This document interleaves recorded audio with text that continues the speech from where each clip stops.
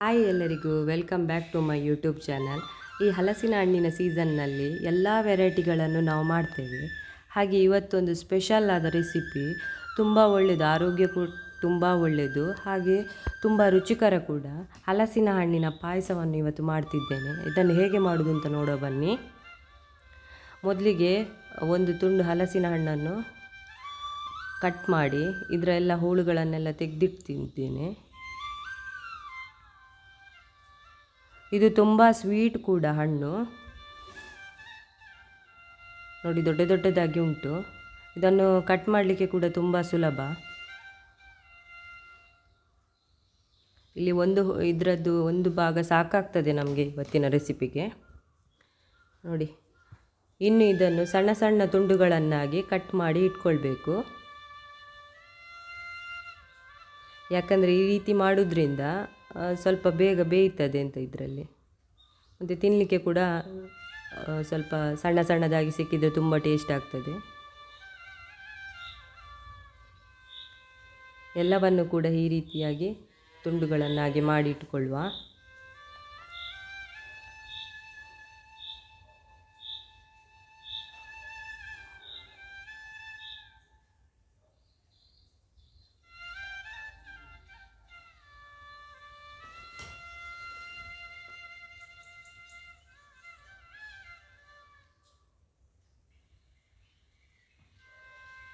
ನೋಡಿ, ಇದೀಗ ಆಯಿತು, ಎಲ್ಲ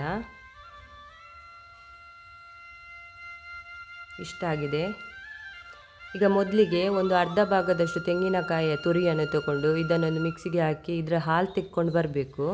ಅರ್ಧ ಭಾಗ ಸಾಕಾಗ್ತದೆ ನಮಗೆ.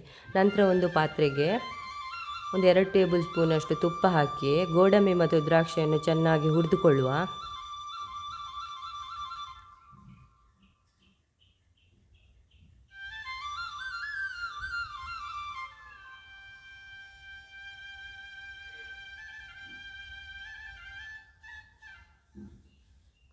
ನಂತರ ಇದನ್ನು ತೆಗೆದ ನಂತರ ಇದೇ ಪಾತ್ರೆಗೆ ಇನ್ನೂ ಸ್ವಲ್ಪ ತುಪ್ಪವನ್ನು ಹಾಕಿ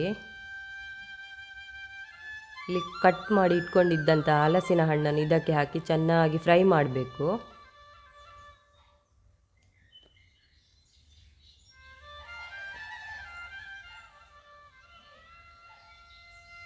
ನೋಡಿ, ಇದು ತುಪ್ಪದಲ್ಲಿ ಸರಿಯಾಗಿ ಫ್ರೈ ಆಗಬೇಕೀಗ.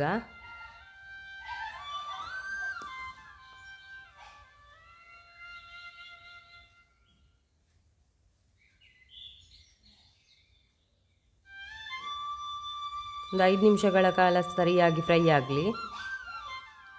ನಂತರ ಇದಕ್ಕೆ ನಿಮ್ಮ ರುಚಿಗೆ ಎಷ್ಟು ಬೇಕು, ನಿಮಗೆ ಎಷ್ಟು ಸ್ವೀಟ್ ಬೇಕು ಅಷ್ಟು ಬೆಲ್ಲದ ನೀರನ್ನು ನಾನಿಲ್ಲಿ 1.5 ಗ್ಲಾಸಷ್ಟು ಹಾಕಿಕೊಂಡಿದ್ದೇನೆ. ನಂತರ ಸ್ವಲ್ಪ ಇದು ಬೇಯಲಿ. ನೋಡಿ, ಈಗ ಸ್ವಲ್ಪ ಬೆಂದಾದ ನಂತರ ಬೇಯಿಸಿದ ಸಬ್ಬಕ್ಕಿಯನ್ನು ಇದಕ್ಕೆ ಹಾಕಬೇಕು.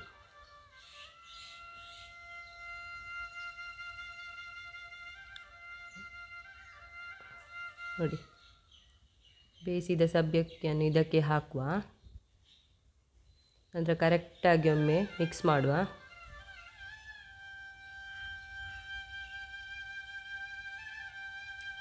ಇನ್ನು ಒಂದು ಕುದಿ ಬಂದ ನಂತರ ಇದಕ್ಕೆ ಆಗಲೇ ತೆಗೆದಿಟ್ಟಂಥ ತೆಳು ಹಾಲನ್ನು ಹಾಕಿ ಮಿಕ್ಸ್ ಮಾಡಿ ಚೆನ್ನಾಗಿ ಒಂದು ಕುದಿ ಬನ್ನುವ ತನಕ ಸರಿಯಾಗಿ ಮಿಕ್ಸ್ ಮಾಡಬೇಕು. ಯಾಕಂದರೆ ಹಲಸಿನ ಹಣ್ಣು ಬೆಂದಿದೆ ಇಲ್ಲಿ, ಹಾಗಾಗಿ ಒಂದು ಕುದಿ ಬಂದರೆ ಸಾಕಾಗ್ತದೆ ನಮಗೆ. ನಂತರ ತೆಗೆದಿಟ್ಟಂತಹ ಗಟ್ಟಿ ಹಾಲನ್ನು ಕೂಡ ಇದಕ್ಕೆ ಸೇರಿಸ್ಕೊಳ್ಬೇಕು. ಕರೆಕ್ಟಾಗಿ ಒಮ್ಮೆ ಮಿಶ್ರಣ ಮಾಡುವ.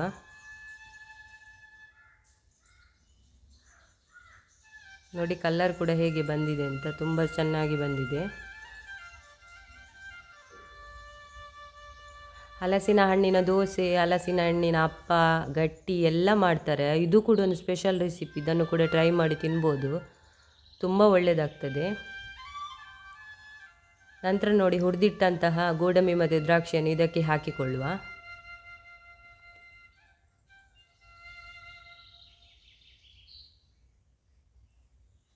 ಕರೆಕ್ಟಾಗಿ ಮಿಕ್ಸ್ ಮಾಡುವ. ಬೇಗನೆ ಆಗ್ತದೆ ಈ ರೆಸಿಪಿ, ಏನು ಜಾಸ್ತಿ ಹೊತ್ತು ತಗೊಳ್ಳಲ್ಲ.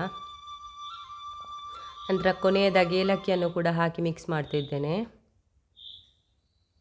ಒಂದು ಕುದಿ ಬಂದರೆ ಸಾಕೀಗ. ನೋಡಿ ಈಗ ರೆಡಿ ಆಯಿತು ನಮ್ಮ ಹಲಸಿನ ಹಣ್ಣಿನ ಸ್ಪೆಷಲ್ ಪಾಯಸ. ತುಂಬಾ ಪರಿಮಳ ಬರ್ತಾ ಉಂಟು ನಮಗೆ. ಆಯ್ತು ಈಗ ರೆಡಿ ಇದು. ನೋಡಿ ಎಷ್ಟು ಚೆನ್ನಾಗಿ ಬಂದಿದೆ ಅಂತ.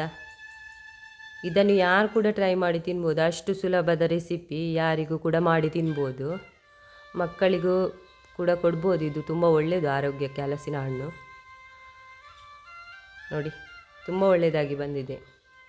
ನೀವು ಕೂಡ ಒಮ್ಮೆ ಟ್ರೈ ಮಾಡಿ ಫ್ರೆಂಡ್ಸ್ ಹಲಸಿನ ಹಣ್ಣಿನ ಪಾಯಸವನ್ನು. ಹಾಗೆ ಇವತ್ತಿನ ವ್ಲಾಗನ್ನು ಇಲ್ಲಿಗೆ ಎಂಡ್ ಮಾಡ್ತಿದ್ದೇನೆ. ಯಾರೆಲ್ಲ ನಮ್ಮ ಚಾನಲನ್ನು ನೋಡ್ತಿದ್ದೀರಾ ದಯವಿಟ್ಟು ಒಂದು ಸಬ್ಸ್ಕ್ರೈಬ್ ಮಾಡಿ. ಹಾಗೆ ಪಕ್ಕದಲ್ಲಿರುವ ಬೆಲ್ ಬಟನನ್ನು ಒತ್ತಿ, ನನ್ನೆಲ್ಲ ನೋಟಿಫಿಕೇಷನ್ಗಳು ನಿಮಗೆ ಸಿಗ್ತದೆ. ಹಾಗೆ ವಿಡಿಯೋ ಇಷ್ಟವಾದಲ್ಲಿ ಒಂದು ಲೈಕ್ ಮಾಡಿ, ಶೇರ್ ಮಾಡಿ, ಕಮೆಂಟ್ ಮಾಡಿ ಅಂತ ಹೇಳ್ತಾ ಎಲ್ಲರಿಗೂ ಧನ್ಯವಾದಗಳು.